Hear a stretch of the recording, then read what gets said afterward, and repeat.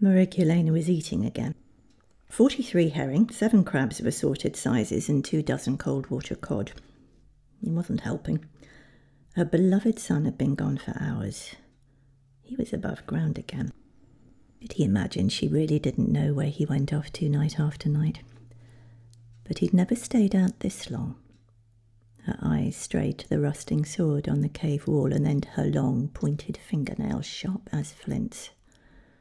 If necessary, she mused, she could really do some damage with those. Fear gnawed at her heart like a starving rat. Something was off. Suddenly making up her mind, she snatched the sword off the wall and waddled to the mouth of the cave passage, where it came up in the centre of the lake and slid into the water. On surfacing again, she began sniffing the air delicately. Nostrils flaring, eyes closed in concentration. Yes, there. Within moments she had caught the stench of burnt hair upon the wind and the tang of fresh blood. She stiffened. It was his, but she smelt that of others too. Marigulena swam like a seal to the shore, heaved her bulk out, and then stopped. Fish out of water is no mere phrase. If you didn't count her underground beaches, which she didn't, she was on dry land for the first time in her life. It felt wrong in every possible way. Used to the confines of her caves and the supportive caress of water, she felt horribly exposed in open air. The stony ground hurt her soft webbed feet, and her knees shook. But her son was in trouble, so Marigulena did what most mothers would. She lifted her chin and she went in search of vowing dismemberment and death to any who harmed a hair upon her child's head. Cumbersome as a walrus out of water, leaving a trail of lakeweed in her wake, the great she struck out across the land with her sword in her hand in search of her boy. Meanwhile, Grendel was pushing his left eye hard against the knothole in the wall. It showed him a huge room bathed in that cheerful orange light he'd seen earlier. The 16 men who had run from him were surrounded by others. They all looked pretty similar. They had a considerable amount of head hair, but puny, he felt, muscles. There was a good deal of roaring, arm-waving and general chaos churning around the big room, but hey, what were those? Smaller beings were swarming into view, looking anxious and tugging at the arms of the men. Long, smooth hair, moving like seaweed blowing in water. Their voices were sweeter and lower. Them, Grendel decided, he rather liked. Then the rumbling song of a huge drum thundered out and silence fell. The king, whose name was Hrothgar, stood up from a great carved chair at the top of the table with his back to Grendel and flung his arms out wide. "The mighty gods of Asgard have clearly sent us this beast," he roared, "to see who amongst us is bravest and most worthy of the rewards I can bestow. For what is a man or woman unless they can prove their worth?" There was more roaring at this from the crowd, but of the appreciative sort. "For the person who can rid us of this creature, all the gold they can lift." Additional roaring. "And a place at my side. Now show me, my people. Show me what Vikings are made of. For make no mistake, this evil, ugly, vicious thing," "It surely can't be talking about me," thought Grendel, "will be back. Vile demonic creature that he is, I will flay it alive. I will make a drinking cup from its skull. I shall—" He got no further.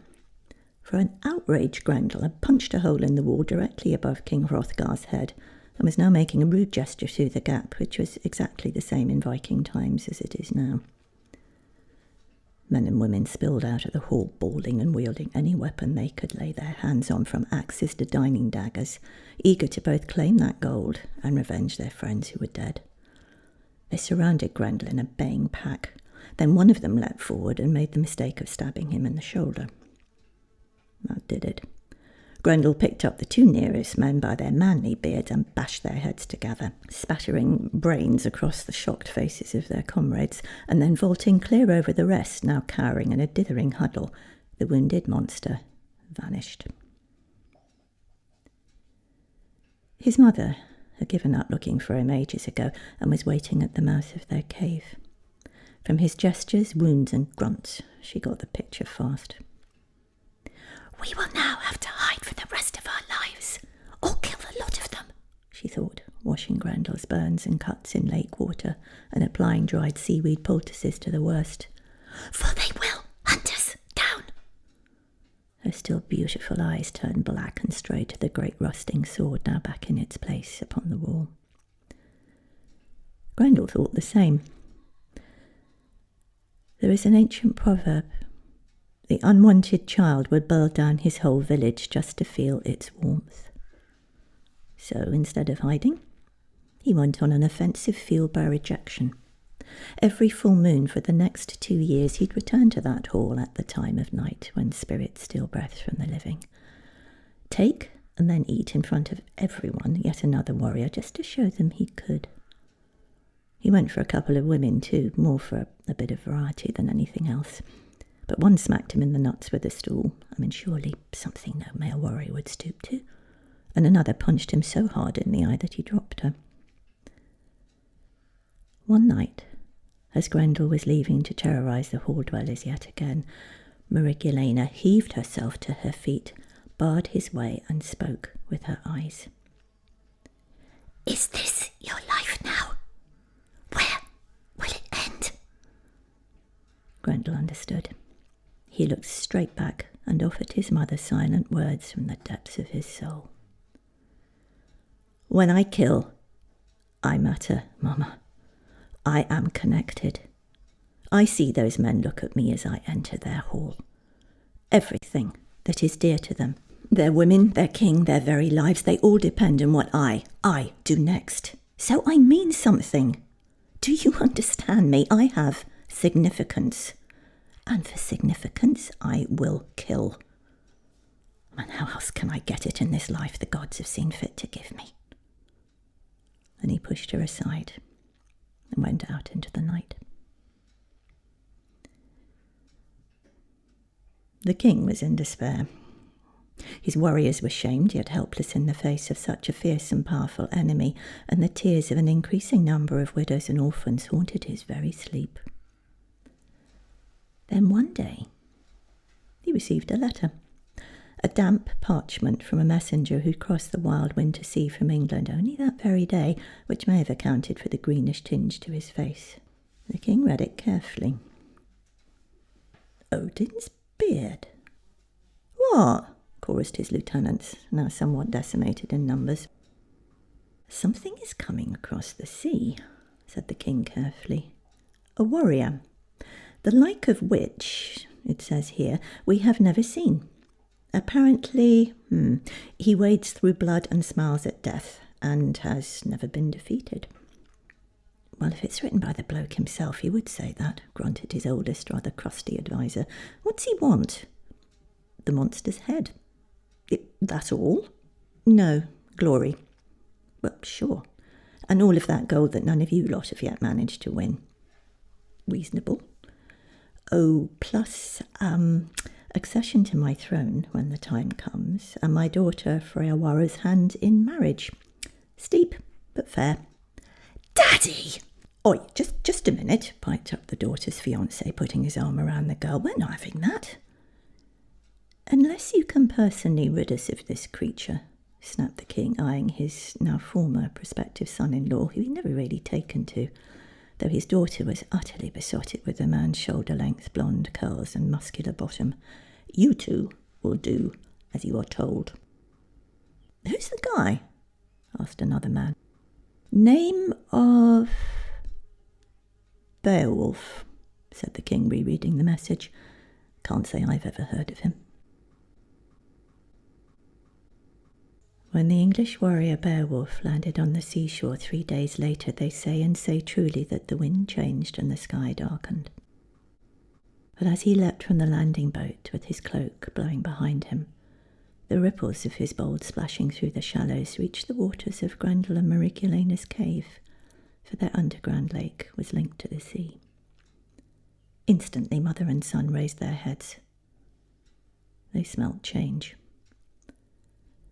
Marigolena also felt as if someone had just struck her in the chest. Her elegant fishbone coronet, always so secure, slid sideways. But in Grendel, soaring exhilaration fought with dread. Exhilaration won. It could end with him. I know it. For here is a worthy opponent wielding the dark blessings that only blood spilled in the right way can give. Bring him on.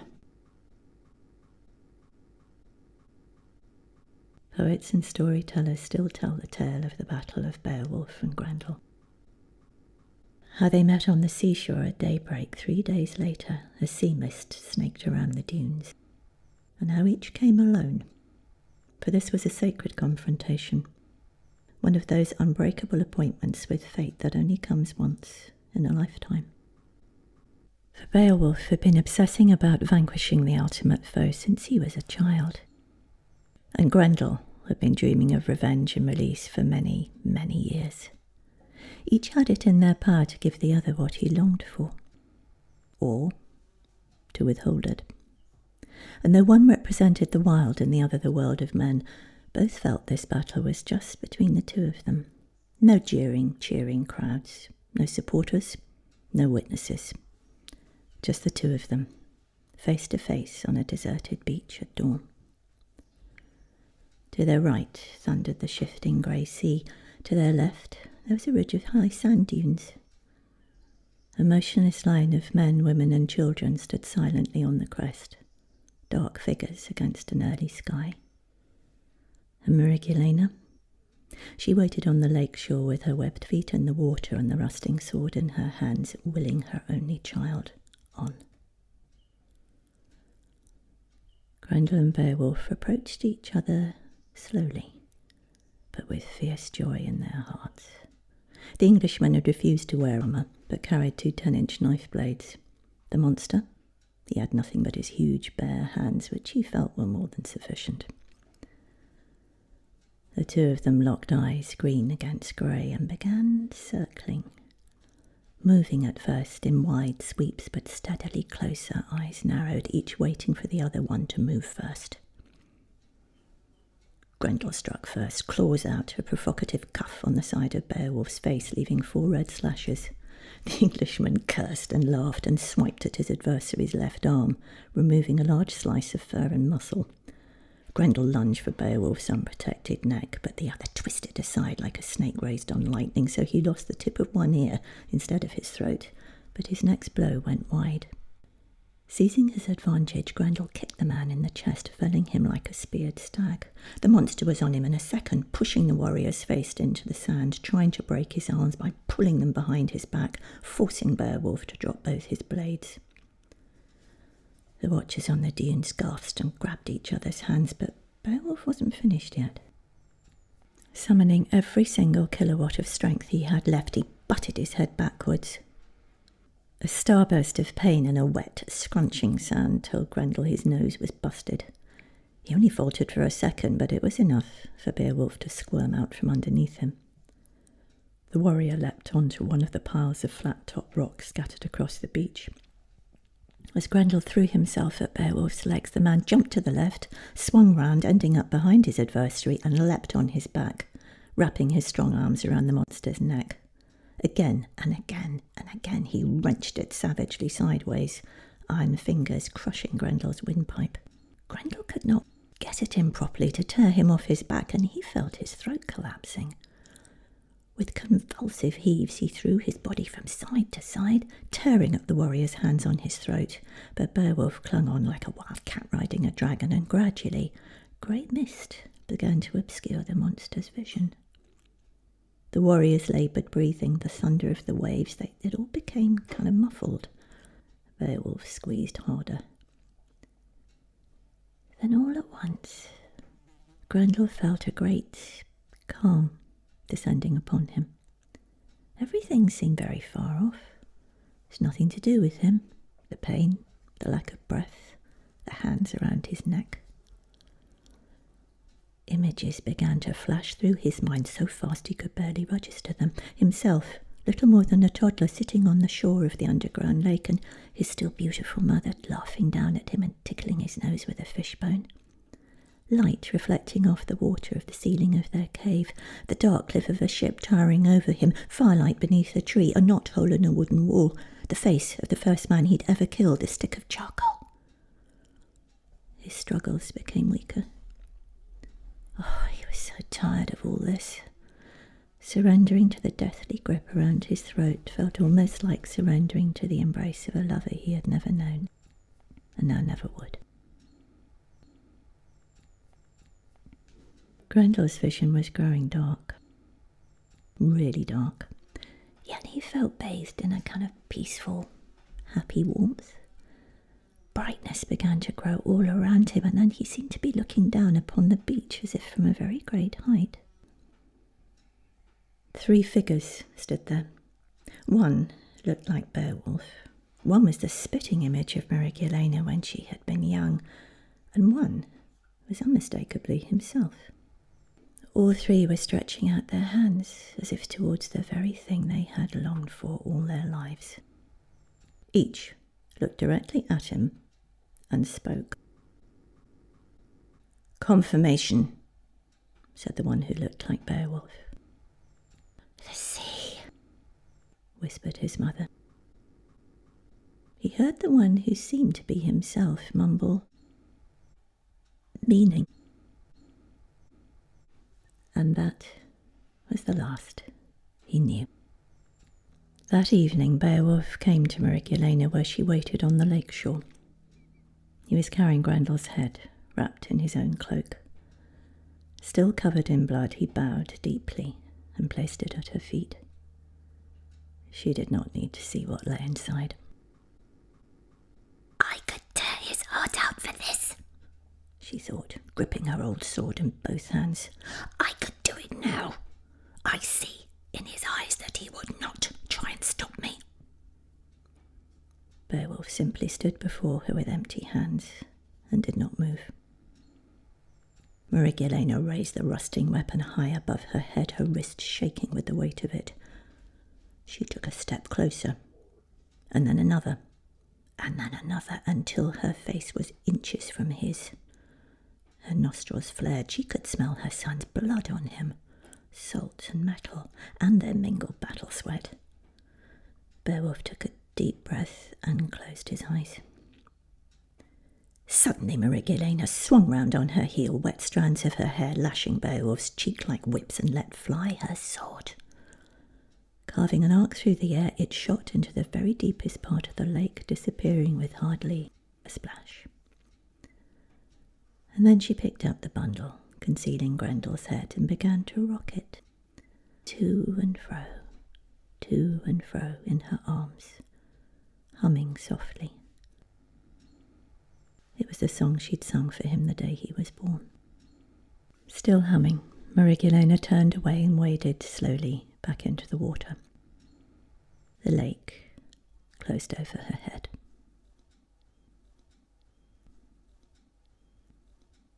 Many years later, Grendel's mother was found curled up in the rushes on the lake shore.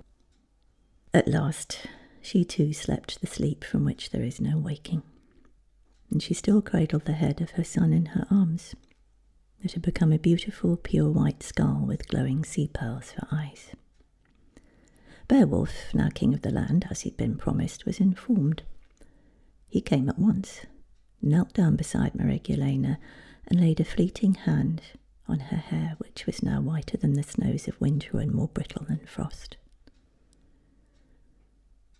"Both he and she shall be buried with all the ceremony that honours our own warriors fallen in battle," he said quietly. "Their ashes shall be buried on the seashore where he and I fought long ago, and that place shall be marked with a high cairn of stones. For these two, they could have been a bridge between the known and the unknown worlds. And if things had been different, what an ally could Grendel have been to us in war? And what secrets of the depths of the ocean might the great she have taught us?" He gestured to the 12 warriors and horse-drawn cart which had come with him. "Bring them." The men lifted what remained of both mother and son respectfully into the cart and covered them in wolfskins. Beowulf looked down on them for a full minute, and then spoke again. That cairn of stone shall remind us that the next time one who does not belong comes to our door, we invite them in. We sit them at our table. We share our meat with them, and we pour out our mead. Then, and only then, might we perhaps be offered the gifts that only an outsider can bring. Gifts that may be more precious than the tears of the gods themselves. The 12 men bowed their heads.